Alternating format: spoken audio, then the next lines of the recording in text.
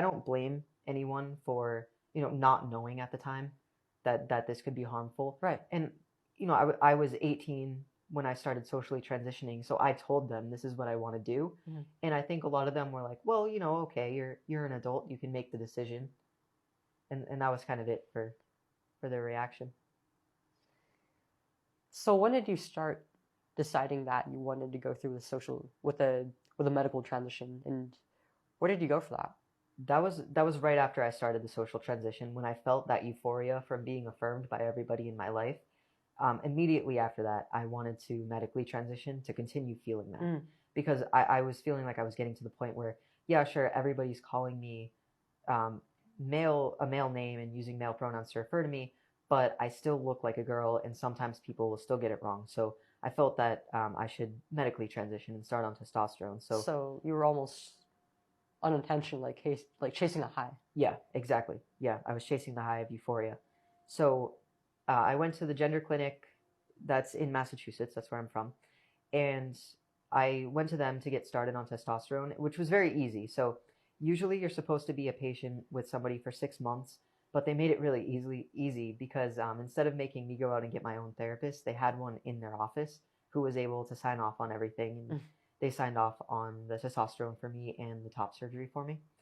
And there was a point in my medical transition right at the beginning when I was getting mood swings from being on testosterone that I felt that this isn't what I want to do, that I wanted there to be another way to kind of fix the dysphoria. Right. But on the papers, on the letters from the therapist in the gender clinic's office, she wrote that the only known treatment for gender dysphoria is medical transition. So because of that, I really believed that this was the only option. And even though I was feeling like I was destroying my body, I thought that there would be, another side to it. And once I was on that other side of medical transition, then I would feel much better and it would just be done. So you felt there was like a bit of a honeymoon period. By the time that went away, was that when you went on to the next procedure? Yeah, so the hysterectomy I wasn't sure about, but what was happening was the testosterone was causing some issues with my whole reproductive system. And I was getting a lot of pain, a lot of cramping. And I asked my doctor at the gender clinic what that could be. And he told me that sometimes, what happens when you're taking testosterone is that your reproductive, all of your reproductive organs, they'll atrophy and kind of dry up. And so it causes a lot of pain inside. So they recommend a hysterectomy. Wait, did they not tell you about the atrophy before you were put on? No, I didn't know about that before.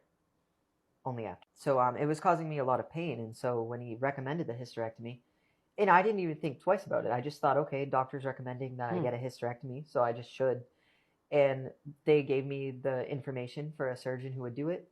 And a hysterectomy is a fairly common procedure, so I'm not surprised that they had a whole list of doctors who would do it. But it was strange that doctors would do it for that reason. So flippantly. Yeah.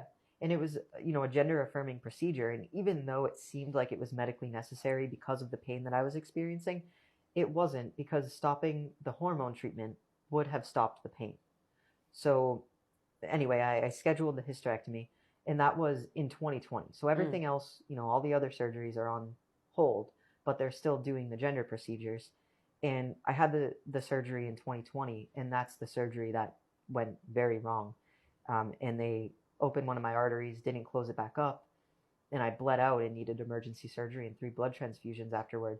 And the whole time that's happening, and my parents didn't know what was wrong with me, but I had given the hospital permission to talk to my mom to tell her how I'm doing. She didn't know if I was going to survive it. She was waiting for a phone call to tell her that her kid's dead. You're not, by transitioning, you're effectively living a lie. You have to maintain yourself by taking these shots every week and telling everybody that, trying to present yourself as the opposite sex, as something that you're not. Right. And if somebody uses the wrong pronoun, immediately it feels like, oh, I'm not doing enough to be a man. But if I just live as my biological sex and I find freedom within the boundaries of being a woman, then people can, make a mistake when they're talking to me or call me by the wrong name or something. My whole world doesn't come crashing down. I just think, oh, okay, that was just a silly mistake. Right. You didn't mean anything by that. But during transition, it's the opposite because you have to try so hard to be the opposite sex because it's something that you're not. But I don't have to do anything to be a woman. That's just what I am. I was a woman going into surgery. I was a woman coming out of surgery. And I fully realize that now. So, having been through the whole process of transitioning and then going back, how do you feel now about transitioning? I think it's dangerous. I think it's a dangerous solution, and all it does is really mask symptoms of a deeper problem. From my experience, I think that people with gender dysphoria have underlying psychological illnesses, and it needs to be dealt with because those are serious things.